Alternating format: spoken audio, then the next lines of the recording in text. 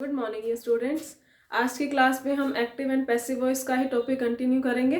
Okay, look at the board. हमने active and passive voice का present tense and past tense का point clear कर लिया था। ठीक है, अब जो हमारी टर्न है वो अकॉर्डिंग टू टेंसेस किसकी है? फ्यूचर टेंस की। ठीक है, फर्स्टली हमने क्या डिस्कस किया था? प्रेजेंट टेंस के, ठीक है, टाइप्स को, फिर पास्ट टेंस के टाइप्स को, एंड देन आज हम जो करेंगे that is future tense. Okay, first is future tense में सबसे पहला टेंस कौन सा होता है? Simple future tense. ठीक है, फ्यूचर की बात होगी यानी आने वाले टाइम की बात होगी इसमें। ठीक है, तो एक्टिव वॉइस क्या कहता है? सबसे पहले आएगा सब्जेक्ट, उसके बाद में आएगा विल शैल, उसके बाद में V1 देन ऑब्जेक्ट। ठीक है, ये हमारा स्ट्रक्चर है एक्टिव वॉइस का। अब इसको पैसिव वॉइस में चेंज करने के लिए हमें क्या करना पड़ेगा? सब्जेक्ट चाहिए, सब्जेक्ट क्या बनाएंगे? इसी ऑब्जेक्ट को। ठीक है, विल शैल हेल्पिंग वर्ब में हम कोई चेंजेस नहीं लाते हैं, तो जो फ्यूचर टेंस को हेल्पिंग वर्ब शो करती हैं वही की वही ही आ जाएंगी, यानी विल और शैल। उसके बाद में हमें यहाँ पर V1 चाहिए, जैसे कि आपको मैंने पहले ही बताया हुआ है कि मॉडल वर्ब्स के साथ में हमेशा V1 यूज होता है, इट इज अ रूल। लेकिन हमें यहाँ विल शैल के बाद में पैसिव वॉइस के अकॉर्डिंग कौन सी फॉर्म लगानी पड़ती है? V3।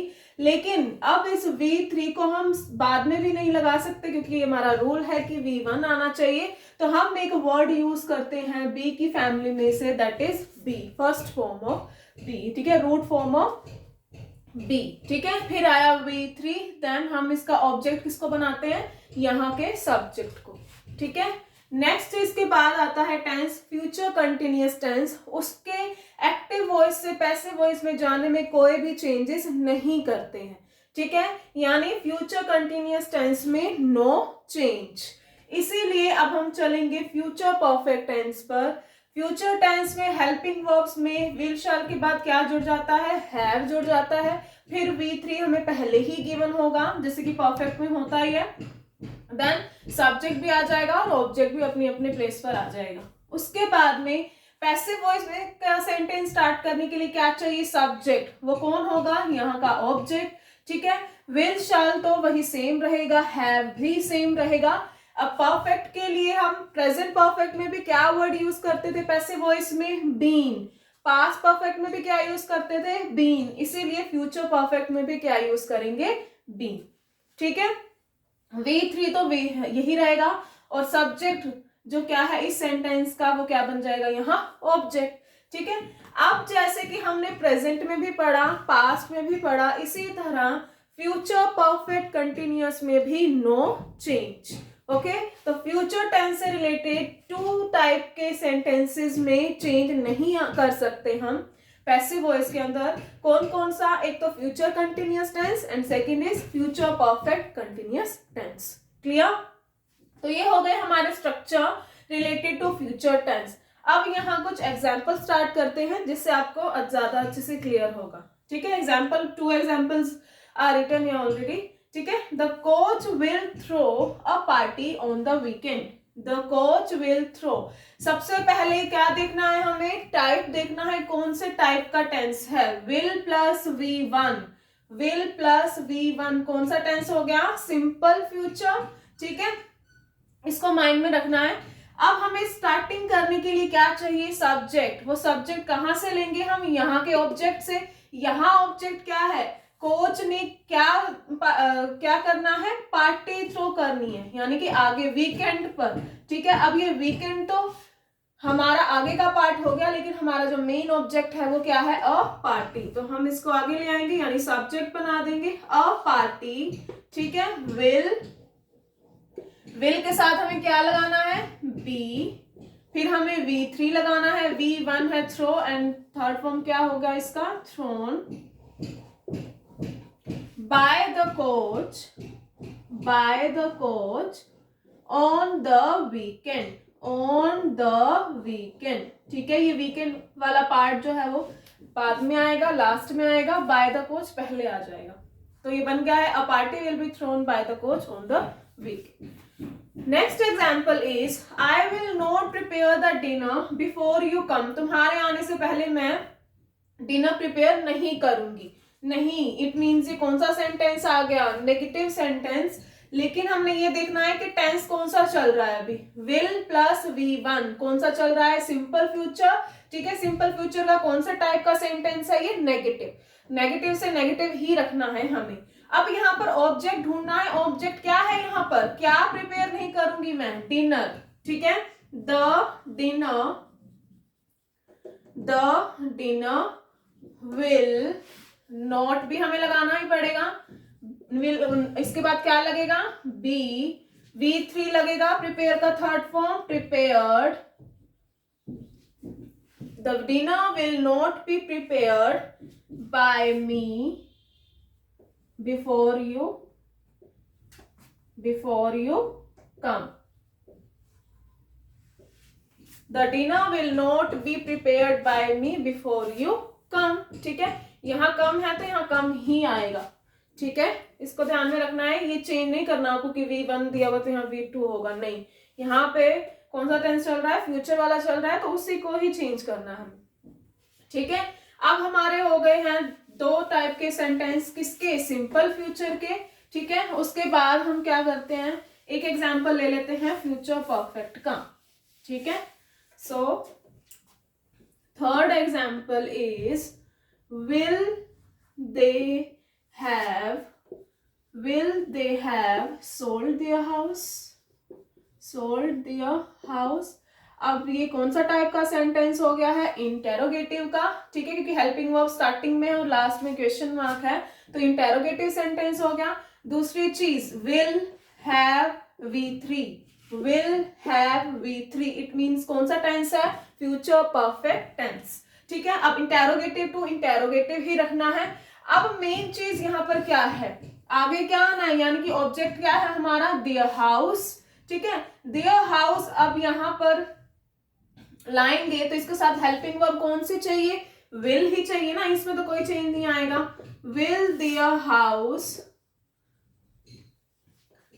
हैव के बाद क्या चाहिए हमें, बीन सोल्ड, तो पहले से ही V3 दिया हुआ है। ठीक है, क्योंकि परफेक्ट है तो सेम ही आएगा। Will their house have been sold by them, question mark. Clear हुआ है, will their house have been sold by them। Clear. ठीक है, ये हो गया हमारा फ्यूचर परफेक्ट टेंस का एग्जाम्पल। इसके बाद में एक और एग्जाम्पल लेते हैं, who will have opposed you। ठीक है, who will have opposed you, किसने तुम्हारा विरोध किया होगा। अपोज क्या होता है, अगेंस्ट जाना, विरोध करना। ठीक है, who मतलब पूछा जा रहा है, क्वेश्चन मार्क भी दिया हुआ है, तो ये इंटेरोगेटिव सेंटेंस है। will have V3, it means ये कौन सा टेंस चल रहा है, फ्यूचर परफेक्ट। कौन सा टाइप का सेंटेंस है, इंटेरोगेटिव। हु किस में चेंज होता है, हमने लास्ट ही क्लास में किया था, बाय हुम में। ठीक है, किस में चेंज करना है, बाय हुम में। By whom. अब यहां पर हमारा ऑब्जेक्ट क्या है, यहां पर हमारा ऑब्जेक्ट क्या है, you. By whom by whom के बाद क्या आनी चाहिए, हेल्पिंग वर्ब। ठीक है, by whom will you have been opposed.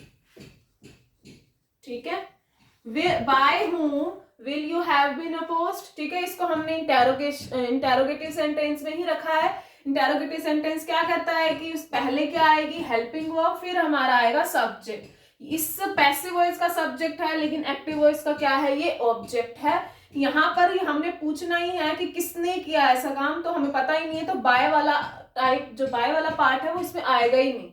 ठीक है, क्योंकि हम इसे पूछ ही रहे हैं कि यहाँ सब्जेक्ट है क्या, मतलब कि किसने तुम्हारा अपोज किया होगा। ठीक है, तो हमें मेंशन ही नहीं है, तो हम बाय वाला पार्ट आगे नहीं लिखेंगे। ठीक है, अपोज तक ही मैंने इसको खत्म कर दिया है, क्वेश्चन मार्क लगा दिया है, बाय वाला पार्ट इसमें नहीं आएगा।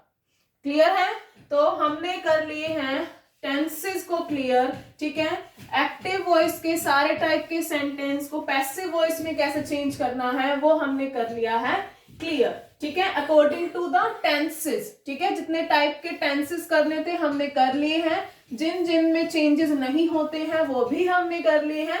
अब बारी आती है कुछ एक नए टॉपिक की, ठीक है, वो क्या टॉपिक है, मॉडल वर्ब्स का, ठीक है, मॉडल वर्ब्स का टॉपिक हमारा वॉइस से चल रहा है, लेकिन मॉडल वर्ब्स कैसे, ठीक है, कई बार ऐसे होता है कि एक्टिव वॉइस में आपको क्या दी होंगी, मॉडल वर्ब्स दी होंगी।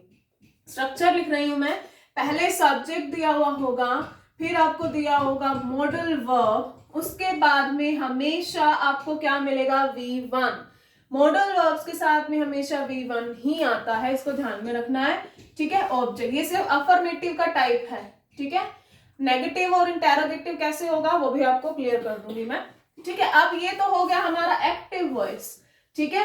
कई बार ऐसे होता है ना कि आपको मॉडल वर्ब भी दी होती है, कैसे दी होती है वो हम एग्जांपल में करेंगे, ठीक है। अब इसका पैसिव वॉइस में कैसे कन्वर्ट होगा, ये ऑब्जेक्ट क्या आ जाएगा, पैसिव वॉइस का सब्जेक्ट में आ जाएगा, ठीक है। हमें model verb as it is ही लगानी है, मॉडल वर्ब में नो चेंज, जो यहाँ मॉडल वर्ब दिया होगा वही आपको सेम लिखना है, ठीक है। अब यहाँ पर हमें क्या चाहिए, मेन वर्ब में V3, क्योंकि पैसिव वॉइस क्या यूज करता है हमेशा, V3, लेकिन रूल क्या कहता है, क्या लगाओ मॉडल वर्ब के बाद में V1, तो एक वर्ड यूज कर लेंगे जिससे सारी कंडीशंस फुलफिल हो जाएंगी, ठीक है, B लगा देंगे, ठीक है। उसके बाद में क्या लगाना होता है, बाय, फिर हमें क्या लगाना होता है, सब्जेक्ट, ठीक है।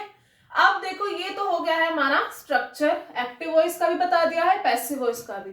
अब लेते हैं एग्जाम्पल, ठीक है। First example is they can tell a story, they can tell a story, ठीक है। यहां पर हमें क्या दिख रही है, मॉडल वर्ब, कौन सी मॉडल वर्ब, कैन, ठीक है। यहां पर हेल्पिंग वर्ब नहीं है, हेल्पिंग वर्ब की जगह पर क्या दी हुई है, मॉडल वर्ब। अब इसका क्या मतलब है कि दे क्या बता सकते हैं, स्टोरी बता सकते हैं। अब टेल क्या है हमारा यहाँ पे मेन वर्ब है, मेन वर्ब में कौन सी फॉर्म है, V1 है, दे क्या है सब्जेक्ट, और अ स्टोरी क्या है ऑब्जेक्ट, यही तो हमारा स्ट्रक्चर था, subject plus modal verb plus V1 plus object.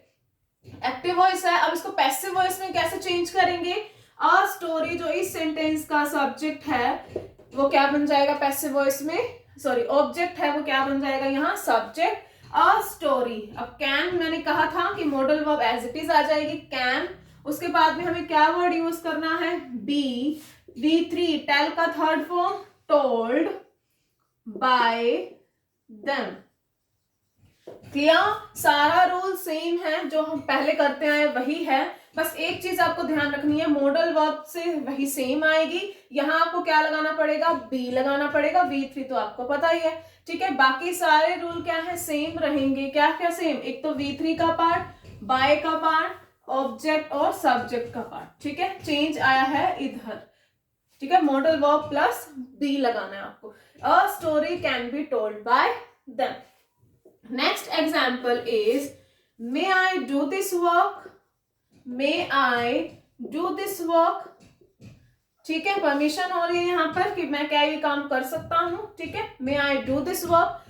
may starting में आ गया, मॉडल वर्ब स्टार्टिंग में आ गई, यहाँ वो क्वेश्चन मार्क दिख गया, it means it is a interrogative sentence, जैसे मैंने आपको बताया था कि मैं क्लियर कर दूंगी कि इंटेरोगेटिव में कैसे चेंज रहेगा, नेगेटिव भी हम करते हैं अभी, ठीक है। मे आई डू दिस वर्क, अब यहाँ पर मे स्टार्टिंग में है तो मे का मे ही आएगा, क्योंकि इंटेरोगेटिव से अफर्मेटिव में नहीं जाना है, इंटेरोगेटिव से इंटेरोगेटिव ही रहना है सेंटेंस। अब हमें यहाँ चाहिए सब्जेक्ट, सब्जेक्ट क्या होगा, एक्टिव वॉइस का ऑब्जेक्ट, ऑब्जेक्ट क्या है यहाँ पर, this work, may this work, ठीक है। अब मॉडल वर्ब आ गई है, ठीक है, मॉडल वर्ब आ गई है हमारी, उसके बाद क्या रहता है, बी को लगाना, बी लगा दिया है, डू मेन एक्शन है, डू का थर्ड फॉर्म डन, ठीक है, by me, may this work be done by me, question mark, clear. अगर यहाँ पर आपको नोट दिया होता, इस एग्जांपल में कर लेते हैं, they can not tell a story, a story can not be told by them, not होता तो यहाँ भी नोट आ जाता, इंटेरोगेटिव भी कर लिया है, अफर्मेटिव भी कर लिया और नेगेटिव भी कर लिया है, ठीक है। तो हमने आज क्या क्या क्या डिस्कस किया है, ठीक है, एक बार इस सेशन को एंड करने से पहले सम अप कर लेते हैं। हमने डिस्कस किया है फ्यूचर टेंस को, जिसमें सिर्फ 2 ही तरह के टेंसेस को हम पैसिव वॉइस में चेंज कर सकते हैं। ठीक है, कौन कौन से टेंसेस को? सिंपल फ्यूचर को, ठीक है, सिंपल फ्यूचर को हम कर सकते हैं। ठीक है, उसके बाद में कौन से टेंस को कर सकते हैं? फ्यूचर परफेक्ट टेंस में। ठीक है, फ्यूचर परफेक्ट टेंस को हम परफेक्ट पैसिव वॉइस में चेंज कर सकते हैं। उसके बाद हमने टॉपिक पढ़ा है जब आपको मॉडल वर्ब्स दी हो। ठीक है, तो ये टॉपिक आज हमने किए हैं क्लियर। ठीक है, अब इन टॉपिक से अगर आपको कोई और दिक्कत है तो आप मुझे बताइए, I will definitely sort out your doubts. Thank you so much for watching this video.